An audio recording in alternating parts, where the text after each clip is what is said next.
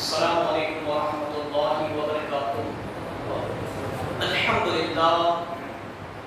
للہ رب العالمین والعاقبۃ للمتقین والصلاة والسلام علی سید الانبیاء والمرسلین اما بعد فاعوذ باللہ من الشیطان الرجیم بفضل وبرکت بسم اللہ الرحمن الرحیم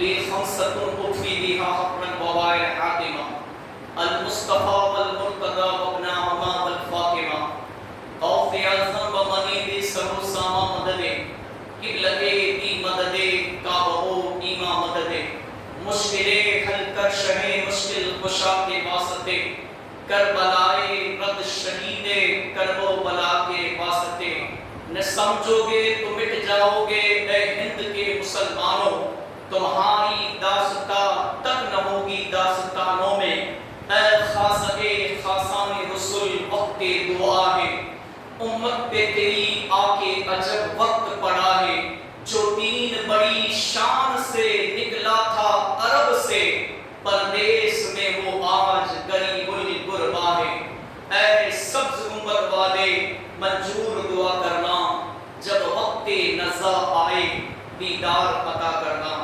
میرے پیارے آقا کے پیارے پیغام، اسلامی سال کا آخری مہینہ چل رہا ہے جسے ذی الحج کا مہینہ کہا جاتا ہے۔ اس مہینے کے بعد ماہ محرم شریف کا مہینہ بھی تشریف لانے والا ہے، مگر آج ہم سنیں گے آج کے بیان کا ٹاپک، آج کے بیان کا موضوع ہے عفو درگزر کی فضیلت۔ آئیے کلام پیش کرنے کی سعادت حاصل کروں گا۔ جمعہ کا مبارک دن ہے۔ جمعہ کے دن اللہ کے رسول صلی اللہ علیہ وسلم نے فرمایا ایک گھڑی ایسی آتی ہے، ایک وقت ایسا بھی آتا ہے کہ جس میں جو دعا مانگی جائے اللہ فوراً قبول فرماتا ہے، اور وہ جمعہ کی اذان سے لے کر جمعہ کی نماز سے جب بندہ فارغ ہو جاتا ہے اس کے بیچ میں آتی ہے۔ ایک گھڑی وہ بھی ہے کہ دو خطبوں کے درمیان آتی ہے کہ جب امام ایک خطبہ پڑھ کر بیٹھ جائے، اب دوسرے خطبے کے لیے اٹھے، اس کے بیچ میں جو گھڑی آتی ہے تھوڑی دیر، اس میں جو دعا مانگی جائے اللہ قبول فرماتا ہے۔ ایک اور جگہ فرمایا کہ جمعہ کے دن عصر مغرب کے بیچ میں، یعنی عصر کی نماز سے لے کر مغرب کے بیچ میں، مغرب سے پہلے پہلے ایک گھڑی ایسی آتی ہے جس میں بھی اللہ دعا قبول فرماتا ہے۔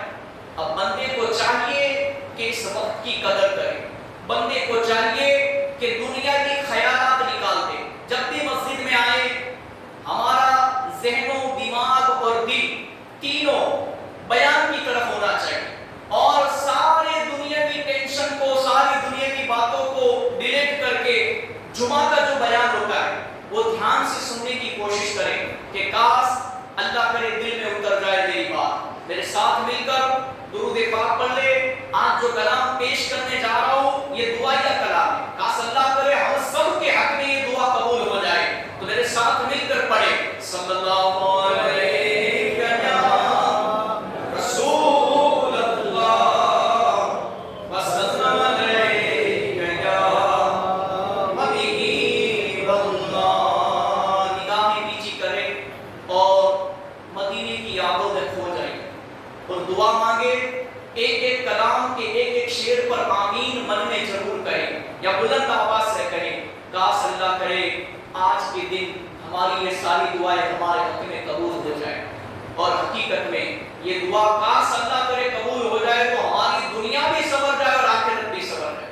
کیا کہا شاعر نے؟ اے سبز گنبد والے منظور دعا کرنا، جب وقت نزا آئے دیدار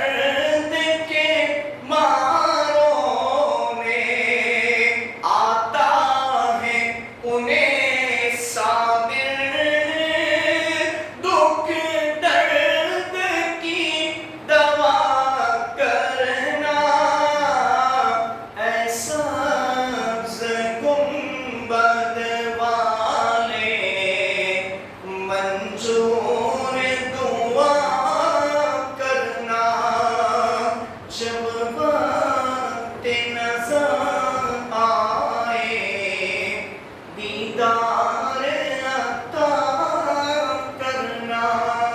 اللہم آمین ثم آمین۔ صلو علی الحبیب صلی اللہ تعالی علی محمد صلی اللہ تعالی علیہ وسلم۔ میرے پیارے آقا صلی اللہ تعالی علیہ وآلہ وسلم کے پیارے دیوان، کاش اللہ کرے یہ کلام دعائیہ کلام، کاش اللہ کرے یہ دعا ہم سب کے حق میں، تمام عاشقان رسول کے حق میں اللہ قبول فرما دے۔ میرے پیاروں، آج کے بیان کا موضوع اور ٹاپک ہے عفو درگزر کی فضیلت۔ عفو درگزر کا مطلب کیا ہوتا ہے؟ عفو درگزر کا مطلب ہوتا ہے لیٹ گو کرنا، ایک دوسرے کو خدا واسطے معاف کر دینا۔ آئیے سنتے ہیں میرے پیاروں، حضرت سیدنا ابو ہریرہ رضی اللہ تعالیٰ عنہ سے بری ہوئی۔ آپ جانتے ہو ابو ہریرہ کو ابو ہریرہ کیوں کہتے ہیں؟ ابو ہریرہ کو اس لیے ابو ہریرہ کہتے ہیں کہ وہ بلیوں سے بہت محبت کرتے تھے اور بلیاں پالا کرتے تھے، اور اس وجہ سے ان کا نام ہریرہ ان کا لقب ہو گیا، اسی لیے انہیں ابو ہریرہ کہا جاتا ہے۔ وہ کیا فرماتے ہیں کہ رسول اللہ صلی اللہ علیہ وسلم نے فرمایا تین باتیں جس شخص میں ہوگی اللہ عز و جل قیامت کے دن اس کا حساب بہت آسان طریقے سے لے گا اور اس کو اپنی رحمت سے اللہ تبارک و تعالی جنت میں داخل فرمائے گا۔ وہ کون سی تین باتیں؟ صحابہ اکرام علیہ رضوان نے عرض کی، یا رسول اللہ علیہ الصلوۃ والتسلیم، ہمارے ماں باپ آپ پر قربان، وہ کون سی تین باتیں؟ رسول پاک صلی اللہ علیہ وآلہ وسلم نے فرمایا دل کے کانوں سے سنیں۔ نمبر ایک، جو تمہیں محروم کرے تم اسے عطا کرو۔ دوسرا، جو تم سے قطع تعلق کرے یعنی تعلق توڑے تم اس سے ملاپ کرو۔ تیسرا، جو تم پر ظلم کرے تم اس کو معاف کر دو۔ یہ تین باتیں کیا؟ جو تمہیں محروم کرے تم اسے عطا کرو، یعنی اگر کوئی تمہیں گنتا ہی نہیں ہے، اگر کوئی تمہیں مانتا ہی نہیں، اگر کوئی تمہیں کچھ دیتا ہی نہیں، محروم ہر وقت ہر گھڑی تمہیں نظر انداز کر دیتا ہے، تو ایک بات یاد رکھنا، اگر کوئی تمہیں محروم کر دیتا ہے ہر بات میں تو کیا کرے؟ تم اسے عطا کرو، تم اسے عطا کرو۔ اور دوسرا، جو تم سے قطع تعلق توڑے یعنی جو تم سے رشتہ توڑے تم اس سے رشتہ جوڑو یعنی ملاپ کرو۔ یعنی اگر کوئی تم سے رشتہ توڑنے کی کوشش کرتا ہے، اگر کوئی تم سے دشمنی کرنے کی کوشش کرتا ہے، اگر کوئی تمہیں یوں سمجھ لو کہ بلاتا نہیں ہے، کوئی تمہارا بھاؤ بھی نہیں پوچھتا، مگر پھر بھی اللہ کے رسول نے فرمایا تم سامنے چل کر اس سے رشتہ جوڑو، ملاپ کرو، محبت سے حسن اخلاق سے پیش آؤ۔ اور تیسرا، جو ظالم تم پر ظلم کرتا ہے کسی بھی طرح سے کسی بھی حال میں، چاہے سیٹھ نوکر پر ظلم کرے، چاہے سیٹھ اپنے کاریگر پر نوکر پر ظلم کرے یا کوئی کسی پر بھی ظلم کرتا ہے، تو تم خدا اور اس کے رسول کے واسطے اسے معاف کر دو۔ اس کی فضیلت یہ ہے کہ اللہ کل بروز قیامت اس بندے سے حساب و کتاب آسانی سے لے گا اور اپنی رحمت سے جنت جیسے پاکیزہ گھر میں داخل فرمائے گا۔ تو میرے پیاروں، یہ فضیلت ہے۔ آگے سنیں، حضرت سیدنا موسیٰ کلیم اللہ اللہ نبی علیہ الصلوۃ والسلام نے عرض کی، اے میرے رب، تیرے نزدیک کون سا بندہ زیادہ عزت والا ہے؟ فرمایا، اے میرے بندے، اے موسیٰ علیہ السلام، وہ میرا بندہ جو بدلہ لینے کی قدرت رکھتا ہو، طاقت رکھتا ہو، اس کے باوجود بھی میری خاطر معاف کر دے، وہ بندہ میرے نزدیک سب سے زیادہ عزت والا اور پسندیدہ ہے۔ ایک شخص بارگاہ رسالت میں حاضر ہوا اور عرض کی، یا رسول اللہ صلی اللہ علیہ وسلم،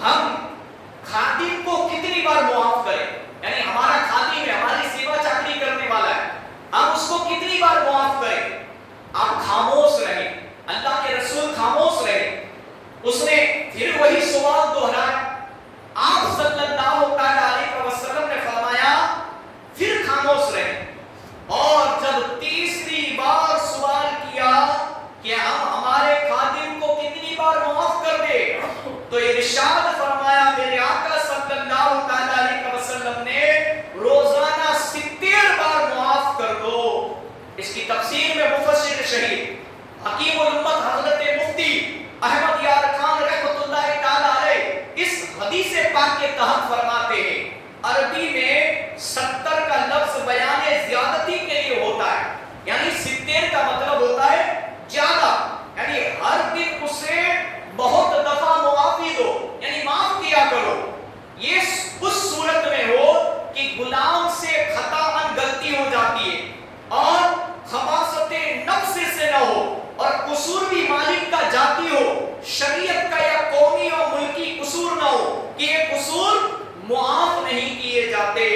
یعنی پتہ یہ چلا کہ اگر اس کے سیٹ کا اور بادشاہ وقت کا، یا تو یوں سمجھ لو میرے پیارو کہ اس خادم کو کتنی بار معاف کرنے کا سوال کیا گیا اس کے مالک نے، تو کیا فرمایا کہ معافی اس وقت ہوتی ہے جب غلام سے خطاً یعنی کوئی غلطی ہو گئی ہو جانے انجانے میں، یا اس کی صورت نفس سے نہ ہو کہ نفس کے اندر اس کے پرتی دشمنی ہے، برابر خباثت بھری ہوئی ہے اور قصور بھی مالک کا ذاتی ہو، یعنی مالک کا کوئی نقصان کیا ہو تو اسے معاف کرے، باقی شریعت کا کوئی معاملہ ہے یا قوم کا کوئی معاملہ ہے یا ملک کا وطن کا کوئی قصور کیا ہے، اس نے کوئی جرم کیا ہے، کوئی گناہ، تو پھر اسے معاف نہیں کیا جاتا۔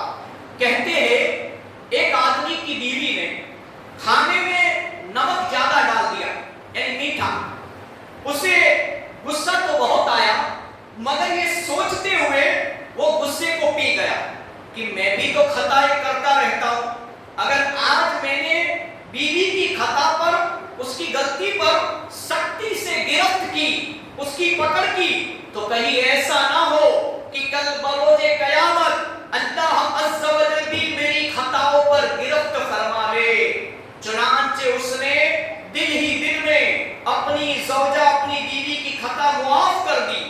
انتقال کے بعد، اس کے مرنے کے بعد اس کو کسی نے خواب میں دیکھ کر پوچھا ما فعل اللہ بک، یعنی اللہ تبارک و تعالیٰ نے تمہارے ساتھ کیا معاملہ کیا، اللہ پاک نے آپ کے ساتھ کیا کیا، تمہارا کیا ہوا مرنے کے بعد؟ اس نے جواب دیا کہ گناہوں کی کثرت کے سبب، رات و دن گناہ کرنے کے سبب عذاب ہونے ہی والا تھا کہ اللہ عز و جل نے فرمایا میری بندی نے سالن میں نمک زیادہ ڈال دیا تھا اور تم نے اس کی خطا معاف کر دی تھی، جاؤ میں بھی اس کے سلے میں تم کو آج معاف کرتا ہوں۔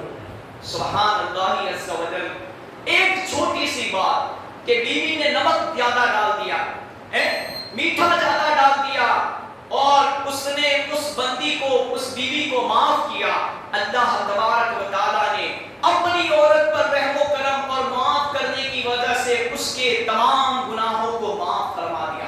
اسی لیے تو کہتے ہیں میرے پیارو، اللہ پاک چاہے تو چھوٹی سی نیکی پر بخشش و مغفرت فرما کے جنت عطا فرما دے، اور میرا رب چاہے تو چھوٹے سے گناہ پر پکڑ فرما کے ہمیشہ ہمیشہ کے لیے جہنم میں ڈال دے۔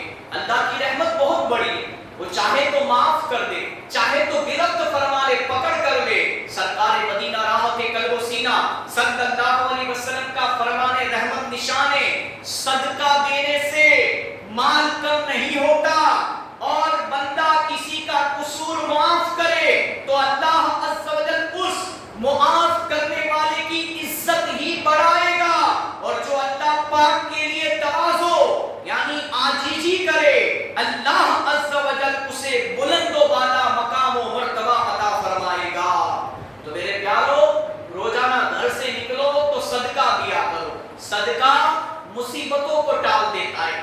آپ کی جو بھی کیپیسٹی، جو بھی حیثیت ہے، روپیہ ہے، 5 روپیہ 10 روپیہ، آپ روزانہ کسی فقیر یا کسی غریب کو صدقہ دیا کرو، جو ضرورت ضرورت مند ہے، حاجت مند ہے، اور گھر سے نکلو اگر کوئی صدقہ لینے والا نہیں ہے، گھر میں ایک باکس رکھو یا گھر میں ایک ایسی جگہ رکھو، وہاں پر پوری فیملی کے گھر والوں کے صدقوں کے پیسوں کو جمع کرو، اور ہفتے میں جب جمعرات کو درگاہ شریف پر جاؤ اور وہاں پر کوئی مجروح، کوئی غریب، کوئی فقیر نظر آئے تو اسے وہ صدقہ دے دو۔ اللہ تبارک و تعالیٰ صدقے سے مصیبتوں کو ٹال دیتا ہے۔ کوئی بڑی یا چھوٹی مصیبت آنے والی ہوتی ہے، اگر آپ سفر میں جا رہے ہو اور ایکسیڈنٹ ہونے والا ہوتا ہے، جان کا خطرہ ہوتا ہے، مال کا خطرہ ہوتا ہے، الحمدللہ صدقے میں وہ پاور اور طاقت ہے کہ وہ ساری مصیبتوں کو اللہ دفع فرما دیتا ہے۔ اسی لیے کہتے ہیں گھر سے نکلو تو سب کچھ، ہم موبائل نہیں بھولتے، اسی طرح صدقہ دینا نہ بھولے، کیا پتا آگے ہمارے ساتھ کیا ہونے والا ہے۔ اور اگر خدا کے نام پر، خدا کی راہ میں خدا کا دیا ہوا مال صدقہ کرو گے تو اللہ تمہاری حفاظت فرمائے گا اور کسی کا قصور معاف کر دے۔ اگر کوئی گناہ کرے اللہ معاف کر دیتا ہے تو ہم تو بندے، ہمیں بھی معاف کرنا سیکھنا چاہیے۔ میرے پیارو، اللہ اس کی عزت بڑھائے گا جو کسی کو معاف کرے گا، اور کیا فرمایا، جو اللہ کی خاطر جھک جاتا ہے اللہ اسے بلند و بالا مقام اور مرتبہ عطا فرماتا ہے۔ اگر کسی کے سامنے جھکنے سے اگر دنیا میں کسی کی عزت کم ہو جاتی ہے، اللہ اسے جنت میں عزت کا تاج سجا کر داخل فرمائے گا۔ میرے پیارے آقا کے پیارے دیوانوں، آج جمعہ کا مبارک دن ہے، اور حقیقت کے اندر آج میرے پیاروں ہم میں سے کوئی الجھے یا برا بھلا کرے، ہم میں سے کوئی کسی کو، اس وقت خاموشی میں ہمارے لیے عافیت ہے۔ ترمذی شریف کی حدیث میں ہے، من صمت نجا، یعنی جو چپ رہا اس نے نجات پائی۔ یہ کیا ہے؟ یہ ترمذی شریف کی حدیث ہے میرے پیاروں، اور یہ محاورہ بھی خوب ہے، ایک چپ 100 کو ہرائے۔ اگرچہ شیطان لاکھ وسوسے ڈالے کہ تو بھی اس کو جواب دے، ورنہ لوگ تجھے بزدل قائل کہیں گے، میاں شرافت کا زمانہ نہیں ہے، اس طرح تو لوگ تجھ کو جینے بھی نہیں دیں گے، وغیرہ وغیرہ لوگ باتیں کرتے، اکساتے، لڑواتے، جھگڑوانے کی کوشش کرتے، فتنہ فساد کرتے۔ میں ایک حدیث مبارکہ سے اس کا جواب دیتا ہوں ان لوگوں کے لیے، میں حدیث مبارک بیان کرتا ہوں۔ میرے آقا صلی اللہ علیہ وسلم نے کیا فرمایا، غور سے سماعت فرمائے، سن کر آپ کو اندازہ ہوگا کہ دوسرے کے برا بھلا کہتے وقت خاموش رہنے والا رحمت الہی کے کس قدر زیادہ نزدیک تر ہو جاتا ہے۔ یعنی جو خاموش رہتا ہے اللہ کی رحمت سے قریب ہو جاتا ہے۔ چنانچہ مسند امام احمد میں ہے، کسی شخص نے سرکار مدینہ صلی اللہ علیہ وسلم کی موجودگی میں حضرت سیدنا ابو بکر صدیق رضی اللہ تعالیٰ عنہ کو برا بھلا کہا، تو جب اس نے بہت زیادتی کی صدیق اکبر رضی اللہ تعالیٰ عنہ کے ساتھ، تو انہوں نے اس کی بعض باتوں کا جواب دیا، حالانکہ آپ کی جوابی کارروائی معصیت سے بھی پاک تھی۔ سرکار نامدار صلی اللہ علیہ وسلم وہاں سے اٹھ گئے، سیدنا ابو بکر صدیق رضی اللہ تعالیٰ عنہ حضور اکرم صلی اللہ علیہ وسلم کے پیچھے پہنچے، عرض کی کہ یا رسول اللہ علیہ الصلوۃ والتسلیم، وہ مجھے برا بھلا کہتا رہا، آپ تشریف فرما رہے، جب میں نے اس کی بات کا جواب دیا تو آپ اٹھ گئے۔ فرمایا میرے آقا صلی اللہ علیہ وسلم نے کہ جب تک تم خاموش تھے تمہارے ساتھ فرشتہ تھا جو اس کا جواب دے رہا تھا، پھر جب تم نے خود اس کو جواب دینا شروع کیا تو شیطان درمیان میں آ کودا اور فرشتہ تم سے دور ہو گیا، اسی وجہ سے اے صدیق میں وہاں سے اٹھ کر چلا گیا۔ تو میرے پیارو، یہ چپ رہنے کی، خاموش رہنے کی فضیلت ہے۔